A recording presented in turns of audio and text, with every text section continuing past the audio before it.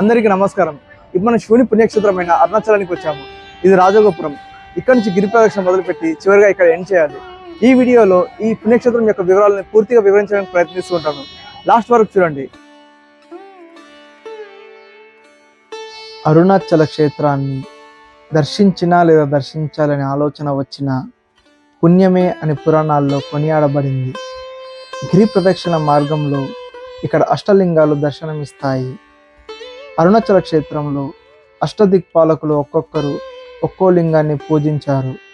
గిరి ప్రదక్షిణ మార్గంలో ఇక్కడి అష్టలింగాలను దర్శించుకుంటే సకల దోషాలు పోయి శుభాలు చేకూరుతాయని ఇక్కడి చరిత్ర చెబుతుంది. అరుణాచలం అంటే అరుణ అనగా ఎర్రని లేదా పాపాలను హరించున్నది, అచలం అనగా కొండ, పాపాలను హరించు కొండ అని అర్థం వచ్చేలా అరుణాచలం అని పిలుస్తారు. ఇదే మనం వెళ్ళవలసిన నడక మార్గం. అష్టలింగాలను దర్శించి రాజగోపురం చేరుకోవడంతో గిరి ప్రదక్షిణ పూర్తవుతుంది. మొత్తం గిరి ప్రదక్షిణ 14 కిలోమీటర్లు ఉంటుంది. సాక్షాత్తు పరమేశ్వరుడు ఈ కొండలో నెలకొనడం వల్ల ఈ కొండకు ప్రదక్షిణ చేస్తే సాక్షాత్తు పరమశివునికి ప్రదక్షిణ చేసినంత పుణ్యం. శ్రీ రమణ మహర్షి పదే పదే చెప్పేవారు, శివస్మరణ చేస్తూ ఈ గిరి చుట్టూ ప్రదక్షిణ చేసిన వారికి శివానుగ్రహం కలుగుతుంది అని పలికేవారట.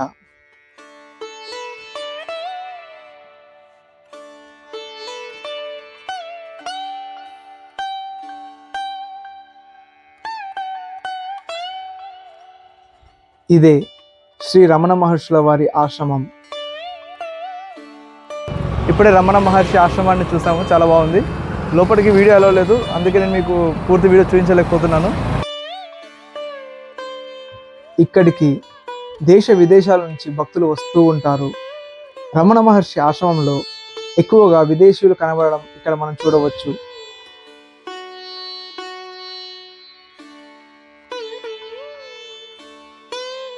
గిరి ప్రదక్షిణ మార్గంలో ఎన్నో ఆశ్రమాలు, దేవాలయాల దర్శనం మనం చేసుకోవచ్చు. భక్తులు ఇక్కడ అన్నదాన కార్యక్రమాలు నిత్యం నిర్వహిస్తూ ఉంటారు. తమిళంలో ఈ క్షేత్రాన్ని తిరువర్ణమలై అని పిలుస్తారు. తిరు అంటే శ్రీ, అన్నమలై అంటే పెద్ద కొండ అని అర్థం వచ్చేలా ఈ క్షేత్రాన్ని తిరువర్ణమలై అని పిలుచుకుంటారు.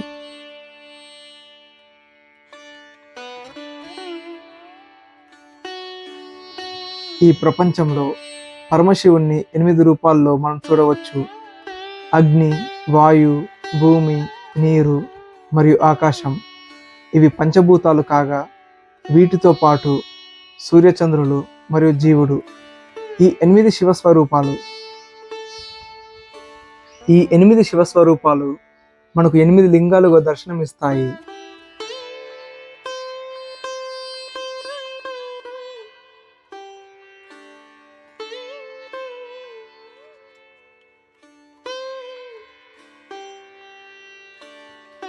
అరుణాచలం పంచభూత లింగ క్షేత్రాల్లో ఒకటి. అరుణాచలంలో వెలిసిన లింగం అగ్నిభూతానికి ప్రతీక. కంచిలో పృథ్వీలింగం, జమ్ముకేశ్వర్లో జలలింగం, అరుణాచలంలో అగ్నిలింగం, చిదంబరంలో ఆకాశలింగం, శ్రీకాళహస్తిలో వాయులింగం, కోనార్క్లో సూర్యలింగం, సీతాకుండంలో చంద్రలింగం, కాట్మాండ్లో యజమాన లింగంగా పరమశివుడు దర్శనమిస్తాడు. ఇదే మోక్ష మార్గం. ఇందులో నుంచి బయటికి వస్తే మోక్షం సిద్ధిస్తుందని భక్తులు విశ్వసిస్తారు.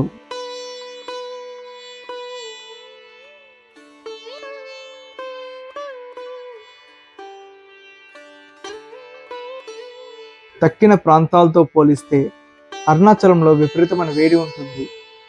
ఇక్కడ పరమశివుడు అగ్నిలింగంగా నెలకొనడం వల్ల జ్ఞానాగ్ని వల్ల వచ్చే వేడి అంటారు. అందుకే అరుణాచలాన్ని జ్ఞాన స్వరూపమైన అగ్నిలింగం అంటారు.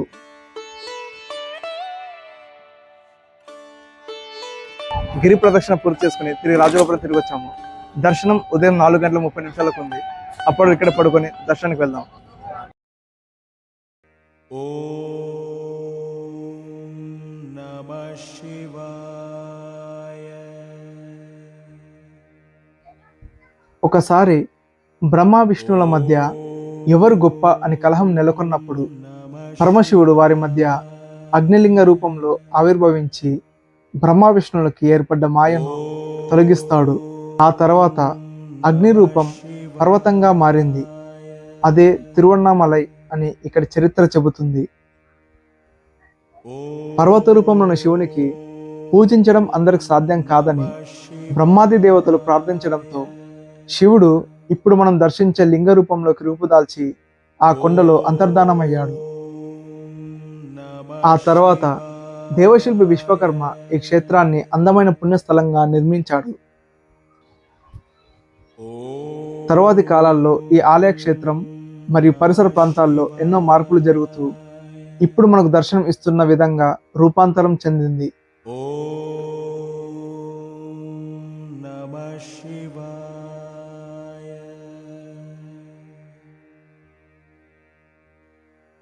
ఇక్కడ జరగవలసిన పూజలు, ఉత్సవాలు అన్నీ గౌతమ మహర్షి శివుని ఆజ్ఞచే ఏర్పాటు చేశారని ఈ స్థల పురాణం చెబుతుంది. తమిళనాడులోని దేవాలయాలను మనం గమనిస్తే చాలా పెద్దగా, విశాలంగా కనబడతాయి. వీటికి కారణం అప్పటి రాజులైన చోళులు. వాళ్ళ యొక్క నిర్మాణ నైపుణ్యాన్ని మనం ఇక్కడ ప్రత్యక్షంగా చూడవచ్చు.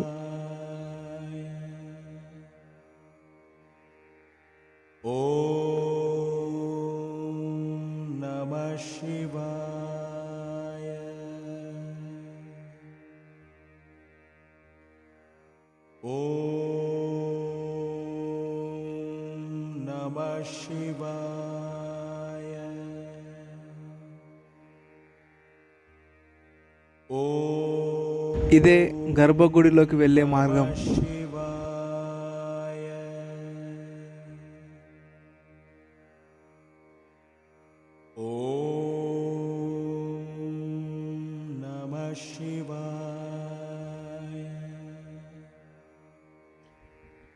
ఈ క్షేత్రానికి కాలభైరవుడు క్షేత్రపాలకుడు. అపిత కుంచలాంబికగా అమ్మవారు ఇక్కడ మనకు దర్శనమిస్తారు. గణపతి, కుమారస్వామి, పాతాళలింగం ఇక్కడ ఉంటాయి.